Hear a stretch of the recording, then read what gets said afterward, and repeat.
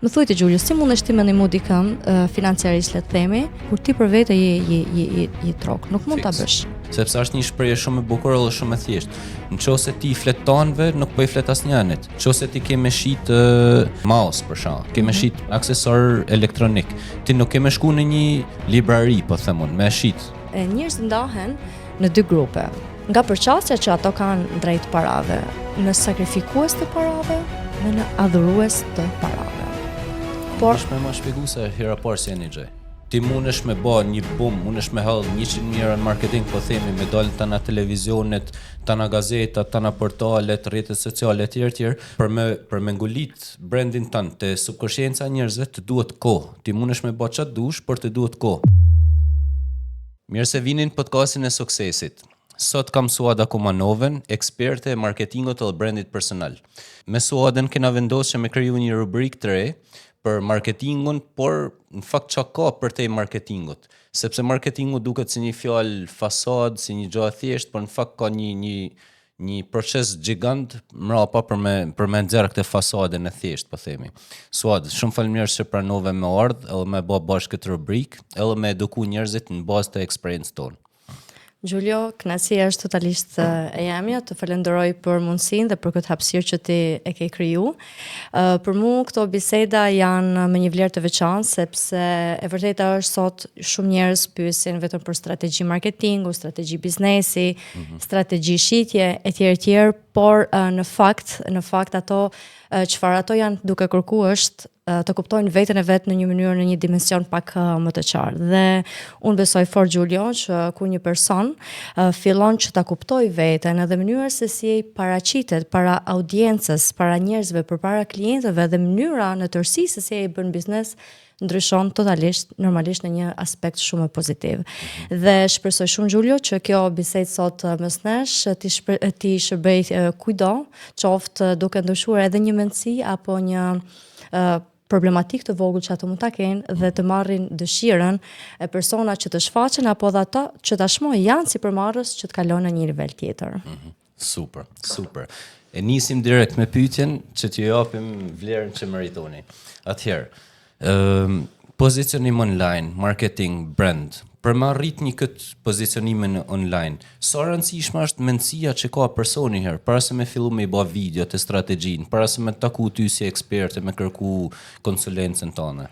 Në fakt, Gjulio, kjo pyetje është shumë e bukur, për cilën unë të falenderoj, sepse në fakt shumica njerëzve futen direkt tek strategjia, marketingu etj, por në fakt, sikurse në çdo fushë tjetër të jetës, gjithçka fillon nga mendësia. Dhe shumë njerëz sot mendojnë që marketingu është thjesht një strategji apo thjesht një krijim kontenti, temë të cilën ne mund ta thellojmë edhe më tej në një episod tjetër. Por mënyra se si një person mendon për veten e vet përcakton pikërisht se si ky person komunikon me audiencën, me klientin.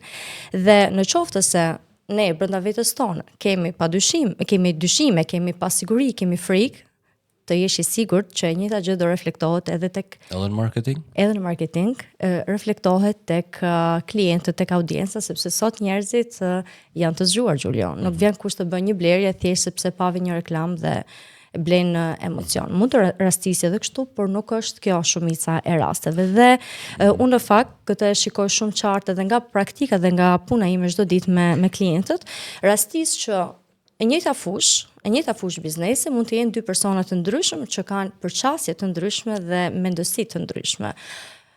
Më ndodh në fakt që janë edhe rastet më të mira dhe rastet më të suksesshme që një person pozicionohet direkt si autoritet në treg, ndërkohë ka edhe persona të tjerë të cilët duket sikur po marrin leje që thjesht të jenë aty në treg.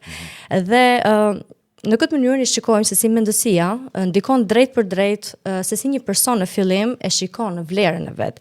Dhe sa guxim ka që të kërkoj edhe çmimin te klientët, sepse kjo është një problematikë që jo rrallë herë ndodh, për mos të thënë që ndoshta në shumicën e rasteve, sidomos ato sipërmarrësi që janë në fillimet e tyre, gjithmonë është kjo pikë pyetje e madhe, po çmime se si do i vë.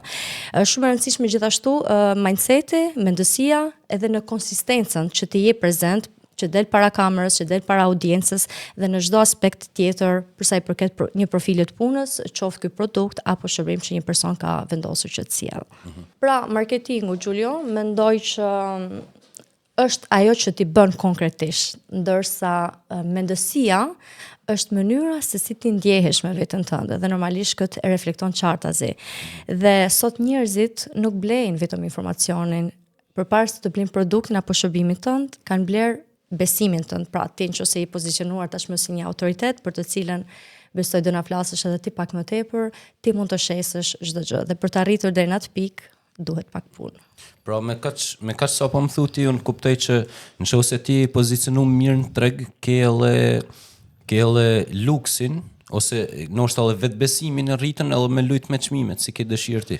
Absolutisht po, por kjo vjen edhe me eksperiencën me kalimin e kohës, që do thotë, në momentin që ti e provon veten, e teston veten, ndjehesh i sigurt, merr vlerësime të mira nga klientët, janë doza e motivimit që ty të ndihmon për të ecur përpara. Dhe në momentin që ti ke marrë një vlerësim të mirë nga klientët, atëherë ti me sigurinë më të madhe tek vetja jote, me të drejtë mund të reflektosh edhe me çmime më të larta. Dhe momentin që një person këtë gjë e bën me siguri, atëherë edhe outputi është shumë herë më pozitiv. Një pyetje kështu të vogël. Më the që shumë persona që kanë vetë vlerësim edhe vetë besim të madh e reflektojnë edhe në video, në branding etj. Po është një arsye tjetër edhe vetë fakti që ndoshta thjesht e kanë praktikuar më shpesh. A kupton? Se ndoshta ka njerëz sa dush me vetbesim të madh, por që thjesht se kanë praktikuar me dal para kamerës. Këtu unë nuk mund të të jep dot një përgjigje të prejme me thikë që po është kështu ose jo nuk është kështu. Gjithmonë edhe arsye pse ne po e krijojmë këtë rubrikë është të flasim në bazë të eksperiencave tona reale çdo ditë me klientët tanë. Dhe unë të them të drejtën, kam pas fatin, po them, ti kem të dyja eksperiencat.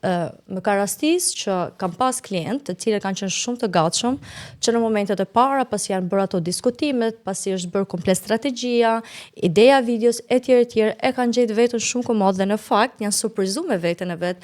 Wow, po pse nuk e kisha bërë këtë më përpara. Dhe ti besoj konfirmon që kjo është një moment lumturie për personat që qëndron mbrapa punës për sa i përket marketingut. Sikurse ka edhe persona të tjerë të cilët e kanë të vështirë në fillim përqasjen drejt kamerës dhe le të themi janë mbase rreth 90% e rasteve dhe në këtë pikë, në këtë moment luan një rol shumë të madh mendësia dhe vetbesimi që njerëzit duhet të kenë që të shfaqen para kamerës. Bëjnë disa prova pastaj me këtë them me bindje të plot, pas shumë praktikave fillojnë të gjejnë veten shumë e komod deri në momentin që ato e perfeksionojnë dhe e zotrojnë si gjë.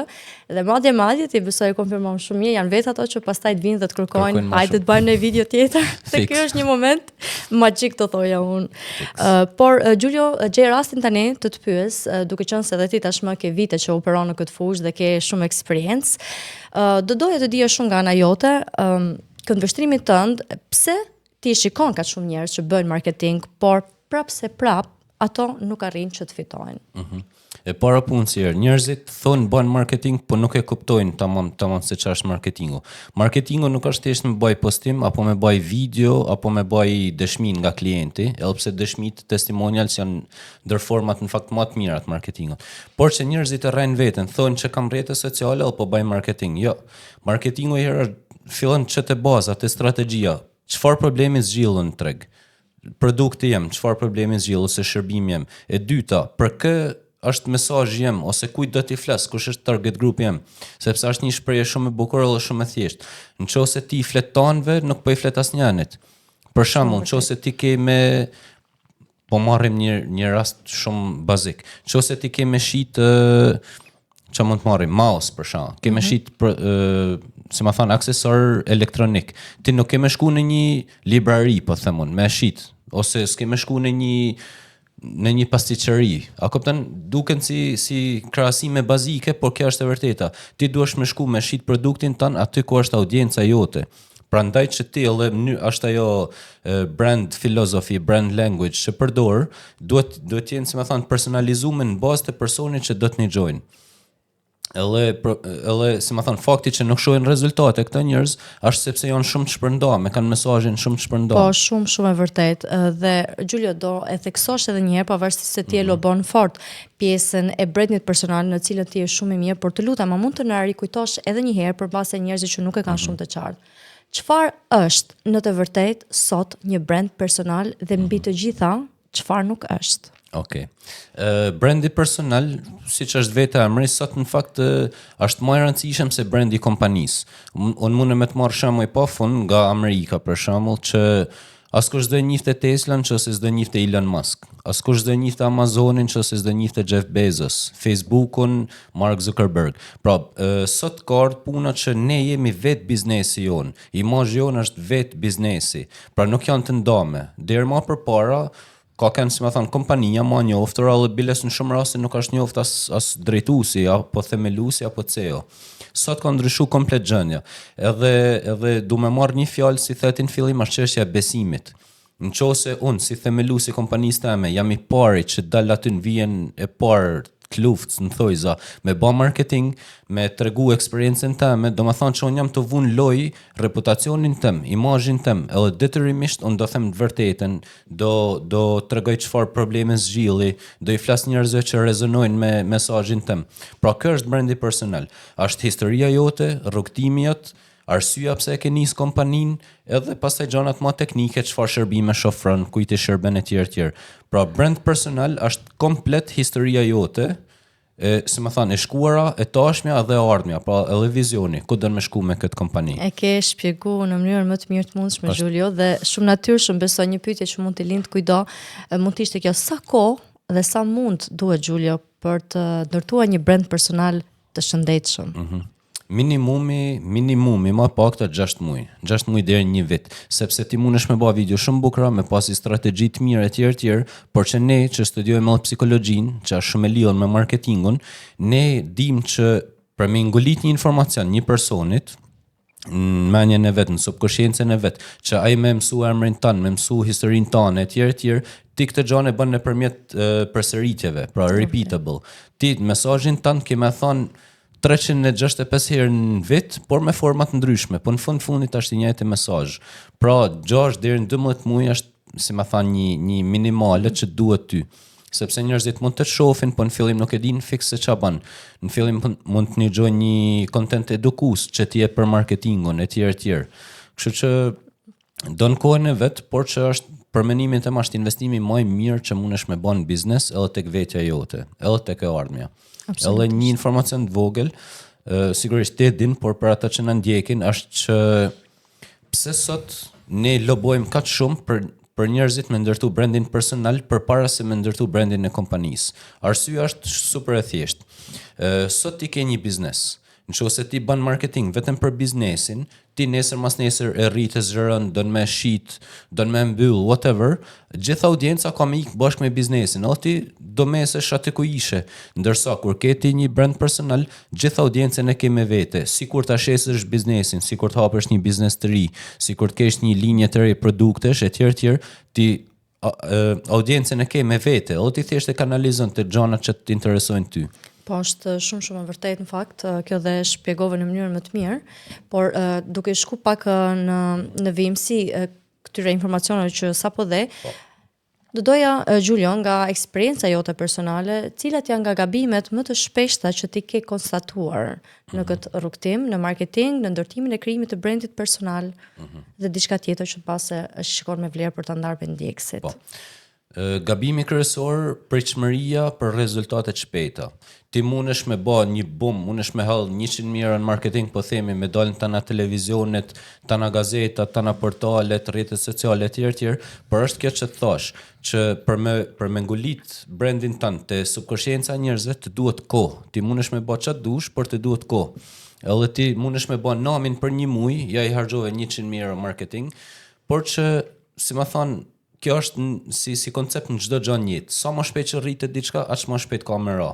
Pra ne themun që rritja vazhd, edhe rezultatet të vazhda, por të pandalshme. Konsistenca mbi të gjitha. Konsistenca është shumë e rëndësishme në fakt që jo ta ushesh audiencën një herë sot dhe të kujtosh pas një muaji, sepse në mënyrë të drejtë për drejtë nuk krijon një figurë serioze dhe të respektuar, pasi lë vend për dyshim, ama nëse je konsistent gjatë gjithë kohës, atëherë me siguri po jeni themelet e para të shëndetshme në krijimin e një brendi personal. Edhe gabimi numër 2, që është shumë i rëndësishëm, e vlerësojnë rritjen e tyre ose të brendit tyre, e vlerësojnë me numrin e viewsave ose numrin e followersave. E para punësisht followersat janë komplet të pa rëndësishëm thojza për pjesën e brandit tanë, sepse sot është ka ndryshu pjesa e algoritmit, po themi. Ma përpara ka kanë sa followers sa ke, aq më shumë do e shohin videon ose kontentin tanë. Sot nëse ke një content bukur, ke një mesazh të mirë, një strategji të mirë, edhe sikur 100 followers sa të kesh, mund të shkoj video 1 milion views. Kështu që nuk ka rëndësi as pak numri followersave, edhe këtë desha me thonë, sidomos për biznesmen në Shqipëri ose si për marrësit. Se i shikoj që blen followersa e tjerë, por që edhe algoritmi ka me të penalizu. Se nëse ti ke 50.000 followersa, edhe ke 50 like në postim, edhe algoritmi thot për tjerë se ka bëj problem, edhe fillen e të penalizon, a kupton? Po, është shumë e vërtetë në fakt, sepse edhe vetë Instagrami dhe algoritmi është updated gjatë gjithë kohës dhe duhet jemi updated me këtë pjesë dhe bërë shumë mirë në fakt që e ceke, sepse është diçka që edhe unë personalisht e konstatoj që gjithmonë pyesin si ti rris se followers sa më shpejt, por nuk është ajo pyetje si të kem një strategji të shëndetshme, por si ti rris në views, sa si të bëhet videoja ime virale. Ndërkohë që ti e shpjegove shumë mirë se viraliteti sot mund të bëhet shumë kollaj nëse ti je i sinqert, je i drejtë dhe ofron diçka me vlerë mbi të gjitha apo ofron zgjidhjen e një problemi. Dhe Giulio, këtu gjej mundësinë që të pyes në lidhje me strategjinë. Pra, a ka raste nga eksperjenca jote që dikush mund ose një sipërmarrës ka një strategji shumë të mirë, por prap ka diçka që nuk funksionon dhe nëse ti ke konstatuar diçka të tillë, çfarë mungon në këtë rast? Mendoj që problemi, domethënë, ekzekutimi i strategjisë edhe krijimi i strategjisë janë dy botë komplet ndryshme. Strategjia është vetëm në letër, edhe nuk ka asnjë lloj vlerë nëse ti nuk e ekzekuton fiks siç duhet. Pra kjo është problemi kryesor, a kupton? Njerëzit thonë se ka funksionuar strategjia, por në fakt është që ne e shohim shpeshherë ndoshta me klientat tonë që nuk e bajnë ndoshta 100% ato detyrat e shtëpisë ose atë gjën që ne kena pritshmëri si ekspertat punës. Dhe aty fillojnë pastaj justifikimet, a? Justifikimet, jo, po mendoj që nuk i përshtatet shumë për shembull kjo tematika ose ndoshta vonesa ose pasiguri të vogla ose ndoshta nëse është një content pak më spontan me nxjerr njerëzit nga ajo korniza serioze, kanë frikë se do gjykohen ose paragjykohen ose do bën çesharak, por në fakt ne dim shumë mirë që gjoja fundit që ne dojmë është për mi bën njerëzit çesharak ose se dojmë fare, si më thon këtë gjë. Ne çdo content, çdo strategji, çdo gjë që e bëjmë për klientat tonë është që me arrit imazhin, me arrit të ardhurat, me arrit biznesin. Kështu që për mendimin tim, nëse ti ke një lloj besimi tek agjencia jote e marketingut ose tek nën kontraktorë e tjerë, lënë të bëjnë punën e vet. Ashtu siç duhesh si më thon, nëse ti e ke ndomenjen me ia delegu marketingun një freelancerit, një agjencie e tjerë, lëre të bëjnë punën e vet, shumë e thjeshtë. Shumë e thjeshtë dhe sa e rëndësishme është ai niveli bashkëpunimit, sepse shikoj që ekziston kjo mendësia. Okej, unë tashmë e delegova punën tek një person, edhe tash unë jam free dhe nuk kam nevojë të bëj asnjë gjë, ato detyrat e shtëpisë që ti i bane, por mendoj është një element që duhet theksu. Në momentin që një sipërmarrës, një biznes i delegon pjesën e marketingut një personi tjetër, është shumë e rëndësishme që bashkëpunimi të jetë i fortë, të ketë komunikim, sepse nëse personi i cili ka punësuar një person në marketing, gjëja e parë e rëndësishme që unë e vlerësoj të tillë është delegimi i qartë i vizionit. Pra në qoftë se personi nuk arrin që ta delegojë me qartësinë maksimale vizionin, atëherë edhe personi i cili është përgjegjës për marketing, qoftë agjenci, qoftë departament, qoftë një person, atëherë nuk do të ketë një rezultat pozitiv. Prandaj është shumë e rëndësishme që personi të jetë i qartë, të jetë i saktë, dhe këto janë ato bisedat e para që mbase unë për herë ju them klientëve të mi që në fillim është pak e vështirë, por mos u tremni se nuk do të jetë gjithmonë kështu, pasi çdo gjë është për hir të punës në funksion në bazë të mirë funksionimit të punës, që çdo gjë të shkojë ashtu siç duhet dhe audienca të njoh brandin personal të atij personi dhe jo të personit që bën marketingun.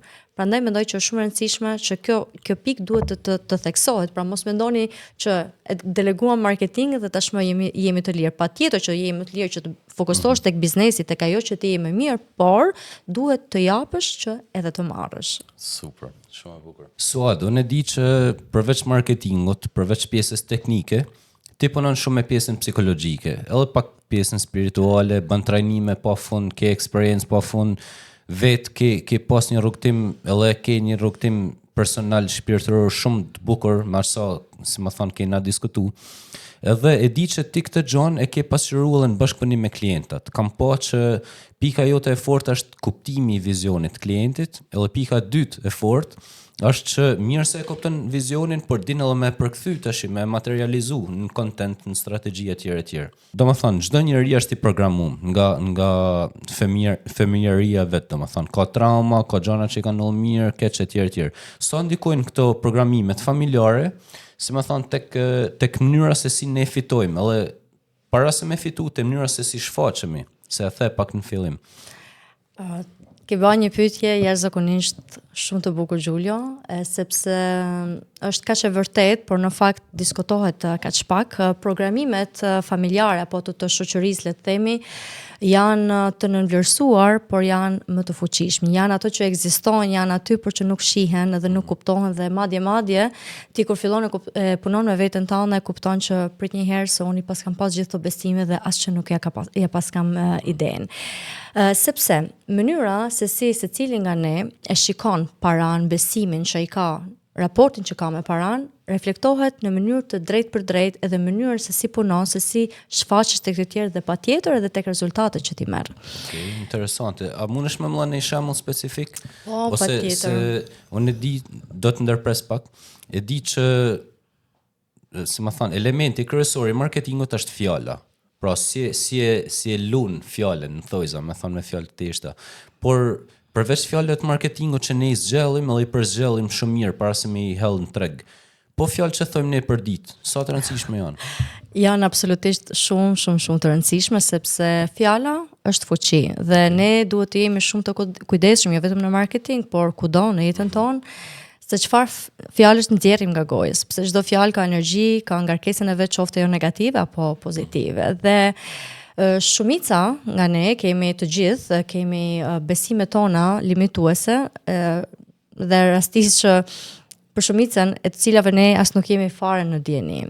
Do përmend tash disa fjalë që ne shprehje që mua personalisht më kanë bë klik, sepse kur jam fut me studiu, kam kuptuar veten që wow, suat paske pas ka shumë bindje negative, shumë shprehje që ne në fakt i përdorim çdo ditë, por as nuk ja kena idenë se çfarë në të fol. Okay. Dhe jam e sigurt që këto çdo shqiptar ka me gjetë veten kur themi që për shembull, lekët nuk bien nga qielli, ose hajde të bëjmë çef sot se nesër do vdesim. Apo shkon leku te leku, apo kur futemi pastaj në notat e gjykimit dhe themi, pa hajde le se çka ka bëj që është pasuru kaq shpejt. Ose nuk vjen leku let, duhet të lodhesh, duhet të djersitesh që të fitosh para. Ose në raport me Shqipërinë për shembull, dëgjoj shpesh që thotë, ja po këtu nuk të lën të bësh para, s'të lën ujërit e vjetër, s'të lën ujërit e mëdhenj dhe tjerat pastaj që lidhen pastaj edhe me vetbesimin, me dashurinë kur thuhet që njerëzit të duan vetëm kur ke para, apo njerëzit e famshëm nuk kanë dashuri, nuk janë të lumtur etj, e shumë të ngjashme me këto, të cilat në fakt unë personalisht jam habit kur jam përballë me to dhe e kam kuptuar që unë e para i kisha këto bindje, por ka një lajm të mirë, sepse mund t'i ndryshojmë, mund t'i punojmë dhe mund t'i përvetësojmë këto bindje negative. Dhe një këshill personale që ka funksionuar te unë dhe mbase dikush që e dëgjon mund t'i shërbej, do kisha sugjeruar që secili nga ne këto që thash unë ose të tjera mund t'i listoj në një fletë dhe të kuptoj cilat janë bindjet e veta negative. Pra, një 10 minutë reflektim me veten e vet dhe ti ulesh dhe mund të rëndisësh 10, 20, 30, sado që t'jenë. Pra, mund t'i gjesh bindjet negative duke po cilat janë shprehjet që përdor më shpesh. Po, dhe bindjet, mënyra se si ti e mendon sa raportin që ti ke me parat, për sa e lehtë është të bësh para. Shumica mendojnë që të bësh lekë është shumë e vështirë, por në të vërtetë kur ulesh dhe e studion dhe shikon me një këndvështrim tjetër nuk është as pak ashtu. Në momentin që ulesh bën këtë renditjen, bëhet një vlerësim nga 0 deri tek 10, në kuptimin që sa fuqi ka ky besim tek ti. Unë personalisht, po flas nga eksperjenca jame personale, shkon leku te leku e kisha kështu bindje të plot dhe kur kam bërë këtë listën e kam shënuar me 10. Nga gjithë kjo lista, sugjeroj pastaj që të bëhet një top 10, sepse është e pamundur Gjulio që ti të fillosh të përveçosh, të rregullosh 30 bindje negative njëkohësisht që ke sepse është too much dhe duket pastaj sikur ti po gënjen veten. Por nëse merr step by step, fillon me 10 parat, ta siguroj që do shikosh rezultat. Nxjerr këto 10-at, këto bindje negative, ti mundohesh që ti kthesh secilën nga këto ti shkruash në një bindje pozitive. Pra, për shembull, më thosh në qovë se duhet të djersitesh shumë, duhet punosh shumë që të fitosh para, apo kur bën biznes nuk i ko për familje, nuk i ko për shoqërinë, një bindje të tillë negative mund ta kthesh lehtësisht në bindje pozitive dhe ti thuash vetes që po, unë po ndërtoj biznesin tim, por kam kohë që të kaloj kohë edhe me familjen, të kaloj kohë të shëndetshme edhe me veten time, sepse është shumë e rëndësishme dhe koha me veten, sepse ndonjëherë vërteta është na merr kjo rrjedha jetës, rutina, dita është kaq e shpejtë dhe harrojmë një moment shumë të rëndësishëm që është vetja jonë. Dhe këshilla tjetër, pra ti e vlerëson veten nga 0 tek 10, do mundohesh gjatë kësaj kohe ti t'ja përsëritesh vetes tënde këto bindje të reja dhe të rikthehesh mbase kur ti ta shikosh të nevojshëm mbase një muaji, mbas 2 muajsh, 3 muajsh dhe të bësh një rivlerësim. Dhe ti aty do kuptosh progresin tënd. Dhe të njëjtën punë do e bësh vazhdimisht derisa ti të shkosh tek nishi apo idealja edhe tek 0-ja. Por për këtë duhet pak punë. Dhe Gjulio, për tek saj, këtu njerëzit dua ta theksoj se është shumë interesante kjo. Njerëzit ndahen në 2 grupe. Nga përqasja që ato kanë drejt parave, në sakrifikues të parave dhe në adhurues të parave. Por më më shpjegu se hera parë si një gjë. Patjetër që po. Sakrifikuesit e parave, Gjulio, janë ato persona të cilët besojnë që puna, leku fitohet vetëm me lodhje, me sakrifica, me djerës dhe duhet të mbijapësh për të tjerët. Pra këto persona i shikojnë nevojat e të tjerëve primare dhe jo nevojat e tyre dhe shpeshherë kalojnë limitet e tyre dhe përfundojnë duke kaluar edhe në burnout, thjesht që të japin për të tjerët. Dhe realiteti është kështu. Si reflektohet kjo në punë, në biznes, në marketing? Këto janë personat të cilët kanë vlerësimin më të ulët të vetes së tyre dhe kanë prirjen që të fitojnë më pak para, sepse kanë frikë të vendosin çmimet, kanë frikë të kërkojnë ato që ato vërtet e meritojnë. Pra janë mbidhënës. Ndërsa në krahun tjetër, në ekstremin tjetër janë adhuruesit e paras. Janë ato, le të themi, që shikojnë paran si Zot, që lumturia është vetëm kur ke para, që të jesh i vlefshëm është vetëm që duhet kesh para më shumë etj.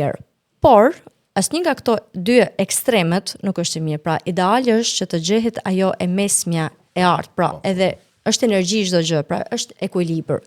Jep dhe merr dhe nuk funksionon as të jesh një sakrifikues, as të jesh një adhurues i paras. Dhe tani besoj me lehtësi se cili mund ta identifikoj veten e vet se tek cili nga këto 2 grupe të bën pjesë, sepse është shumë interesante, një ushtrim i cili mua personalisht më ka ndihmuar shumë, dhe në momentin që ti e identifikon veten që i përkas këtij grupi apo i përkas atij grupi, pastaj është pjesa e dytë e punës që ti punon me veten tënde dhe kupton se ç'a duhet më ndryshu, ç'a duhet më përmirësu, që ti të kesh një raport akoma më të mirë me paran.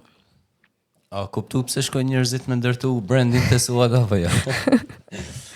Përmend fjalën që në fillim duhesh me dhon, pastaj me marr. Pse funksionon kështu? Ose se e kam dëgjuar shpesh, domethënë, në për njerëz ose nivele të larta suksesit, thonë që duhesh me dhon në fillim, pastaj me marr. Gjulio, vetë fjala marrëdhënie ta jep shpjegimin. Marrëdhënie. Pra, edhe në një raport, cili do qoftë ai, qoftë shoqëror, qoftë familjar, qoftë në punë, kudo. Pra gjithë jeta jonë është një balancë. Ne nuk mund të jemi ato persona që vetëm japim. Okej, sepse duke dhënë gjithmonë ne krijojmë edhe pritshmëri. Dhe realiteti tregon që pritshmëritë janë një nga dëmtuesit më të mëdhenj të lumturisë. Pra, në qoftë se unë suportoj një person kushdo qoftë ai, një mik, një mikesh, i qëndroj afër kur ka nevojë, ndoshta mund të kërkoj edhe borxhe, më pas ndoshta nevojët e tua financiare për të ndihmuar atë. Më thuajte Gjulio, si mundesh ti me ndihmu dikën financiarisht le të themi, meqense jemi në këtë kuadër kur ti për vete je trok, nuk mund ta bësh. Fix. Nuk mund ta bësh. Sikurse edhe nga ana tjetër, pra është e njëjta monedhë, por ka të dy anët e medaljes. Si mundesh ti ose një person që vetëm të pretendoj të marr dhe të mos jap. E gjithë jeta jonë është balans. Çdo gjë në jetë është balans. Të japësh dhe të marrësh. Dhe në momentin që këto dy anë të monedhës apo të peshorës nuk janë në balans me njëra tjetrën, atëherë fillojnë problematikat e ndryshme. Në momentin për shembull, nëse ne po lidhim me atë që thash pak më parë, jemi sakrifikues të paras. Okej, kemi tendencë që të vlerësojmë të tjerët më shumë se sa veten. Çfarë ndodh? Në momentin që unë, po marr rastin tem konkret, unë bëj një punë, mund të kem harxhu orë të tëra, mund të kem sakrifikuar, mund të kem lënë shumë punë të tjera, apo qoftë edhe vajzën time mund ta kem lënë në një moment, apo mund të mos t'i kem kushtuar të rëndësinë e duhur, thjesht sepse kam dhënë prioritet një çështje në punë, unë kam prish shumë balanse të tjera. Dhe nëse unë nuk e respektoj kohën time, energjinë time dhe nuk kërkoj të paguhem, nuk është respektuar puna. Nuk është çështje gjithmonë vetëm tek eksperjenca financiare apo tek shpërblimi financiar, po mora një rast të thjesht, çfarë do që të jetë ai. Dhe prandaj në jetë gjithmonë themi që është balans. Edhe koha, se mënyra se si ne fillojmë ditën Gjulia dhe ti je në punë, ke kohën me miqtë tuaj, ke kohën me veten tënde, ke kohën për gjumë. Më thuaj si do ishte jeta jote nëse do ishte vetëm punë. Tash këtu më ke dhënë se në fakt për ju tjesë me vetëm punë ka kanë. Por që në fakt për mendimin tim, sidomos në fillime, mendoj që këtë do të kundërshtoj. Do të thonë, let's agree to disagree. Okay. Le të bim dakord për mos më ra dakord. Në eksperiencën time, për mendimin tim, kur nis diçka nga zero, ja, don fokus 100%. Edhe janë disa lloj sakrifica që ne tani kena bë, pakohen me familjen, me miqtë e tjerë. Por që kjo gjaja do të me fillu me u kompensu, si thullë e ti. Pra ne kena lanë kohën tonë për me ndërtu i biznes, me ndërtu marrëdhënie, punët e tjerë, por që njeriu do të me u ofër balance, sa kupton? Por që menoj që në periudhat ndryshme të jetës ose të biznesit, ndoshta edhe të mos pasurit e balances mund të jetë çelësi në disa raste. Ose kështu për mendimin tim. Po, e kuptoj shumë mirë se në çfarë aspekti po e thu dhe ky është realiteti dhe kjo është e vërtetë. Por unë po flas në overall, por sepse do të ketë dy anë medalja, siç thotë. Patjetër që po. Ishte edhe pyetja, si do ishte jeta jote nëse është vetëm punë. Patjetër që po. Se nëse ti për shkakun sot po krijon një biznes që deri dje nuk e kishe, ai 24 orë që jot ishte i shpërndam në aspekte të tjera të jetës. Ndërsa tash në këtë moment ti ke vendosur një objektiv, ke vendosur një fokus tjetër dhe me të drejtë, se unë e them shpesh në fakt një shprehje që më pëlqen shumë, në momentin që po krijon diçka të re, një biznes të ri që ne e dim Gjulio sa orë pa gjumë, sa sakrifica dhe çdo sipërmarrës, çdo person që ngrej diçka nga zero me fuqitë e vet e di shumë mirë, është shumë e bukur shprehje sepse thot anijes kozmike për të fluturuar atje në ajër 80% e karburantit dhe energjisë duhet në nisje. Të shkëputje.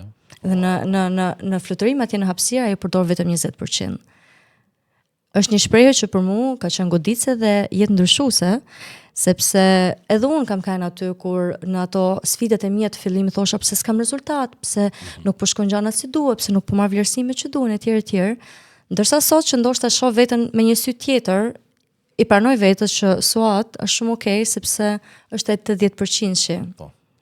Edhe në momentin që ndryshon mendsinë që ne e përmendëm edhe pak më përpara, gjithçka fillon të bën sens dhe ti vetë je më pak gjykues me veten tënde. Pra ti i pranon vetes që okay, ky është momenti i jetës time që un fokusin kryesor po e bëj për të arrit biznesin. Dhe pastaj dëshira e madhe dhe shpresoj të gjithëve është për ta shijuar edhe atë 20% që vërtet ti shijon ato rezultate duke mos harxhuar të njëjtën sasi energjie që ke dhënë si në fillim. Gjulio, unë shoh shumë sipërmarrës, besoj edhe ty të ka rastis shpesh që thonë unë kërkoj më shumë, dua më shumë, por në të njëjtën kohë duket sikur diçka nuk funksionon, sikur diçka nuk ecën. Dhe në këndvështrimin tënd, bazuar në eksperiencën tënde, në përvojat e tua, si mundet ta kuptoj dikush që në fakt nuk është gati që të fitojë më shumë apo të kalojë në një nivel tjetër suksesi? Unë kam pa disa shenja që kam kuptuar që nuk janë gati. E para punësia është vetë sabotimi. frika nga suksesi, se njerëzit nuk kanë frikë vetëm nga dështimi, kanë frikë nga suksesi, se do thojnë, okay, do kem shumë sukses, do kem më shumë presion, do kem më shumë gjana mi shpatulla, njerëzit do fillojnë me ardhmë me kërku në ushtë një lek borxh, a kupton, ka ndoshta nuk ulet me mendu logjikisht këto gjanat, për subkonscienca vet i mendon kështu. Edhe ç'a bën për me evitu gjithë këtë, sa është një stres i ri, a kupton, është se stresi nuk është se zhduket në herë njëjtën tonë, thjesht merr forma të ndryshme, edhe ne thjesht bëna më të zot për me përballu, edhe me superu. Edhe mënyra se si vendosin këto njerëz prap në mënyrë të pavetdijshme, është duke sabotu veten, duke e mush ditën, si më thon, being busy po jo productive. Domethënë, duke mush ditën me detyra të vogla, vetëm me kanë një zonën, edhe me justifiku vetit atë faktin që mos më marr këto vendimet e vështira. Apo mos mi bë ato detyra që detyrat e shtëpisë të marketingut që i ke lënë ti. Kështu që kjo është një ndër mënyra se si e kam detektuar, si më thon, te njerëzit që e mushin ditën me gjana të vogla. Shumë e bukur dhe shumë e vërtet. Po konkretisht mund ta tregosh pak lutem se cilat janë këto gjana konkrete që njerëzit, edhe pse e dinë që duhet me bë, që është në të mirë të punës, të rritjes së tyre, edhe pse e dinë se duhet me bë, nuk i bëjnë. Për shembull, delegimi është një ndër problematikat më kryesore që kanë 99% e sipërmarrësve, sepse si sipërmarrës ti në shumicën e rasteve e fillon vetëm, ose nëse je me fat e nis me një co-founder. Po marrim rastin ton, për shkak që kemi nis vet. Për faktin që e kena nis vet, ne para punës na detyruam me u bë profesionistat e çdo proces punët. Pra ne nuk është se bëjmë thjesht një proces, po themi vetëm foto ose vetëm video. Ne bëjmë me bë foton, me bë videon, me editu videon, me gjetë skriptin, me gjetë idenë e skenarit e tjerë. Pra, po ti marrësh kështu, secili prej këtyre proceseve është një, s'po them profesion, po është një punë në vete. Edhe njerëzit që kanë frikë me delegu këto taske, këto procese, sepse mendojnë se s'din me bë askush si din ai. A kupton? Edhe sigurisht ka kanë edhe problem që e kam kaluar edhe vet, për shkak kam menduar se si i bëjnë videot në Shqipëri si bën askush.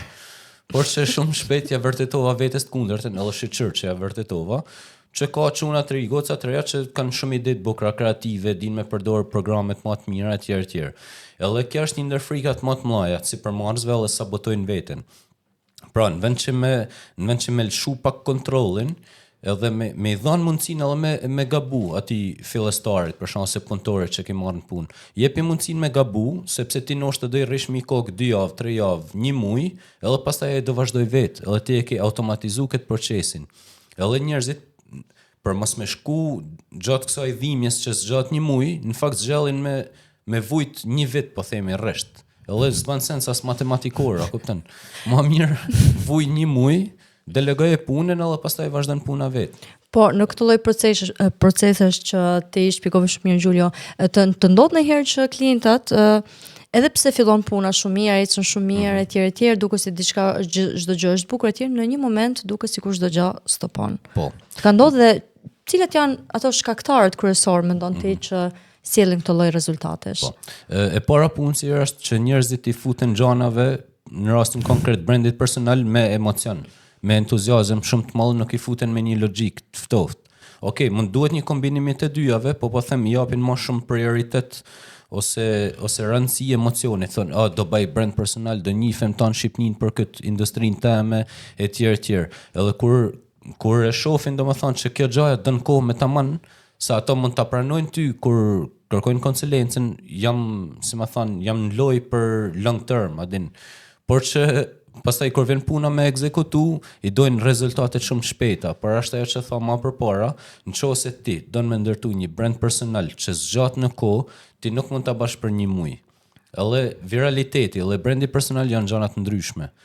Pra, si më thon, me u kthy te pyetja jote, arsyeja është që kërkojnë rezultate të shpejta, arsyeja është që ndoshta nuk marrin konfirmimin e njerëzve të rëndësishëm për ta çën fillim.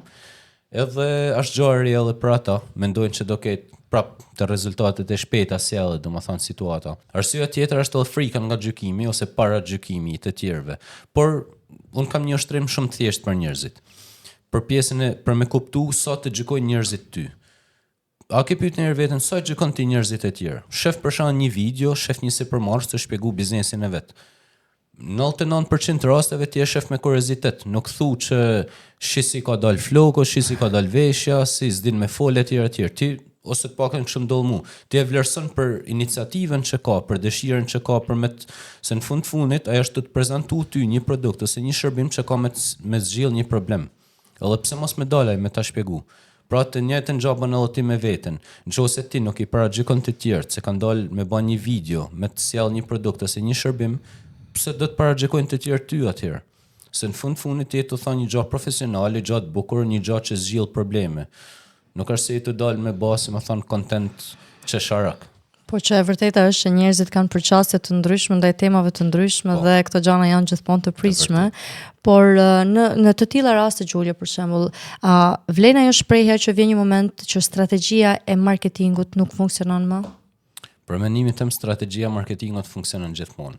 Ose fakti që nuk funksionon është ose lollesh, ose të bjen energjia, ose pritshmëritë e larta si theti, ose frika nga gjykimi që shumë njerëz për shembull e kuptojnë që e kanë, po s'dinë se si me te kalu. Pra është një grup shumë i madh elementesh, por që prap du me bën një hap mrapa dhe me thonë që kjo është pikërisht arsyeja pse me ty, edhe në rastin tim, kanë punu njerëzit se nuk është thjesht një agjenci marketingut, nuk është thjesht një freelancer, nuk është thjesht një strategji, a kupton, nuk janë gjëra të thjeshta. Ne mundona me kuptu klientin edhe me gjet edhe pa siguritë më të vogla, sepse ne na të punojnë kështu micro level, si më thon. Edhe kur i rregullojnë gjërat e vogla, pastaj shkojnë zinxhir deri te të mëdhajat. Se ti mund të kesh strategjinë më të mirë në botë të marketingut, por nëse ja paraqet një personi që ka probleme vetbesimit, vetvlerësimit e tjerë s'ka me funksionu. Pra, a ishte problemi strategjia apo ishte problemi puna që duhet me bëj personi? Po, e vërtet, ose strategjia mund të implementohet shumë mirë, sepse mund të jetë organizuar shumë mirë, sepse nga eksperienca ndodh edhe që tek disa klientë të ofrojnë edhe vetë strategjinë dhe marrin përsipër vetë krijimin e kontentit apo kanë një person përgjegjës për këtë. Dhe rastisht që të funksionoj, por rastisht që ajo strategjia, ai vizioni që personi i cili e ka kriju të mos implementohet 100% deri në fund dhe në këtë rast nuk mund të themi dot që strategjia nuk ishte e mirë apo mbas edhe krijimi i kontentit nuk ishte e mirë, sepse sikurse e the edhe ti janë në fusha të ndryshme, janë hapa të ndryshëm, pra nga ajo tek gjëja për shku për të pa një video apo një postim të bukur, janë goxha punë për me shku deri atje dhe ndodh edhe kjo në fakt që strategjia nuk përkthehet shumë qartë në kontent dhe si tillë audienca nuk merr dot atë mesazhin i cili ishte ideu që në fillim që t'jepej dhe ndodh ky rezultat. Me që po flasim pak për problematikat e sipërmarrësve, flasim edhe një moment vogël për problematikat e agjencive të marketingut. Çfarë ndodh me klientat? Është fiks kjo që the ti. Në rastet që një agjenci i bën strategjinë e marketingut një klienti potencial, po themi. Ai bën takime me të, mundohet me kuptu vizionin, bot kuptimin e tij, me u futë te psikologjia etj. Edhe në bazë të këtij informacionit e bën strategjinë. Çfarë bën klienti tash? Se në përgjithësi gabimi jonë është që ja kena bërë strategjinë falasir, që strategjia është gjë më kryesore. Po ne me idenë që do punojmë long term, okay, strategjinë e ke falas, do paguash për shërbimin pjesën tjetër. Çka kanë bërë shumë klienta që unë kam ndodhur në fillimet e mia, shpenzon kohë me të, kafe, kohën tonë, energjinë etj, me kuptu botën e tij. Ja bën strategjinë, pastaj e marrin e shkojnë e bëjnë me një social media manager për shkak që e kanë në atë kohë 300 euro për shkak në muaj. Po nuk funksionon. Pse? Sepse është kjo që the ti. Ti si më thon është një krijim i jote e strategjia. Edhe ti e allon dikujt që ka me pa në mënyrë shumë të ftoftë. Nuk ka me kuptu se ku don me dalti me strategjinë. Ai thjesht ka me ndjek hapat. Por që është si më thon, do të me lexuar mes rreshtave strategjisë. Nuk është vetëm Po, kjo është në fakt është e vërtet, por gjithmonë është edhe në varësi të preferencave dhe të klientit apo në varësi të buxhetit, sepse normalisht sa më shumë shërbim, aq më shumë buxhet dhe gjithkush pastaj di vetë atë kapacitetin e vet pagues, por prandaj është e mirë puna në ekip dhe personi i cili po themi është në krye të gjithë punës, është aftësia e tij, sa i Zoti është edhe ai që ta delegojë qartë atë vizionin e klientit, sepse po po marr rastin konkret tonë. Për shembull, ke bë takimin me klientin, ja ti je shumë i qartë në vizionin që ai klient të ka përcjell, por në qoftë se ti në një moment shumë të vogël nuk arrin që ta përcjellësh atë detyrë, atë vizion, atë ide tek ekipi jot, atëherë aty ka vend për diskutime dhe rezultati nuk është ndoshta ai që ishte menduar që në fillim. Por është diçka që për hir të vërtetës ndodh, por siç e themi ne, gjithmonë ka vend për rregullim dhe ekziston mundësia për ti rregulluar.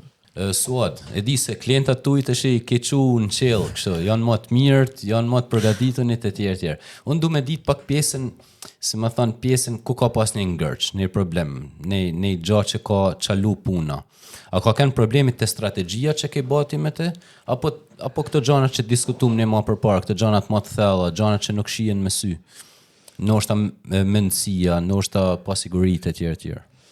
Në fakt, është vërtet, Gjulio, që klientat i kam të mrekullueshme, kryesisht edhe që unë jam e fokusuar te vajzat dhe gratë dhe të them të drejtën, Gjulio, jam shumë mirënjohëse, sepse për te punës shkëmbejmë shumë tepër se sa punë dhe duke punu ndoshta thjesht duke kriju kontentin arrim me mësu gjëra që ndoshta më përpara nuk i kishim ditë dhe me i vu dhe në zbatim jetë.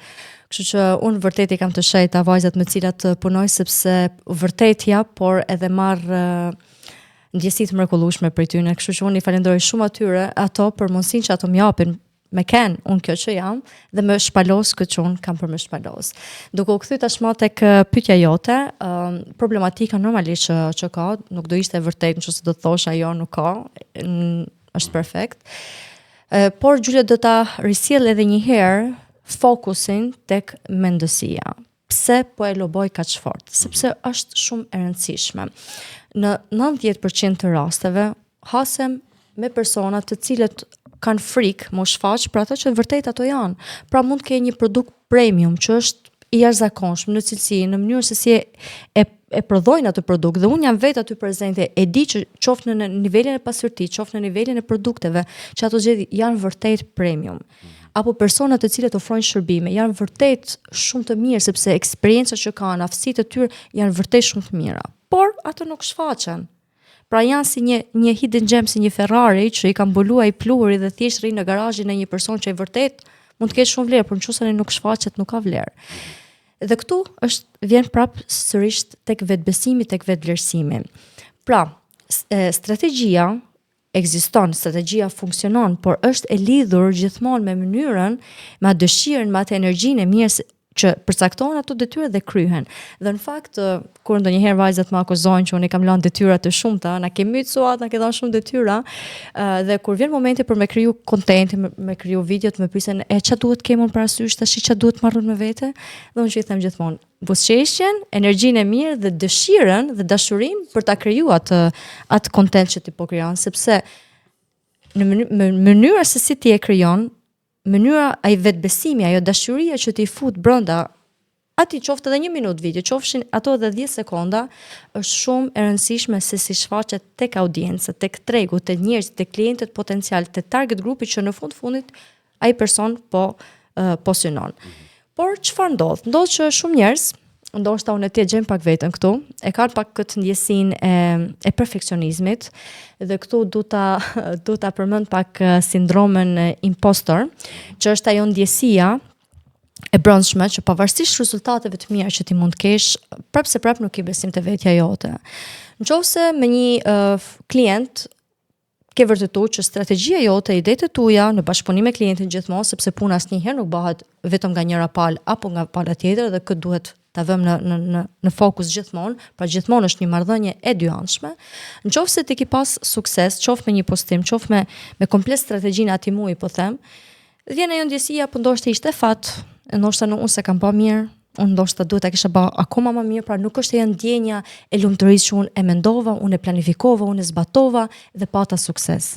Pra është gjithmonë ajo, po sikur ta kisha bërë më mirë, është ajo frika, qoftë edhe nga suksesi, është ai vetvlerësimi që fillon në lëkundë disi dhe është ai niveli i vetkritikës shumë i lartë. Është ajo dashuria për perfeksionizmin shumë e lartë që në fakt më ka mbet në mendje kur një nga gocat me të cilët unë kisha kontakt ma ka vënë dukje dhe më ka thonë Suada, duhet të përgatitesh të divorcohesh nga perfeksionizmi.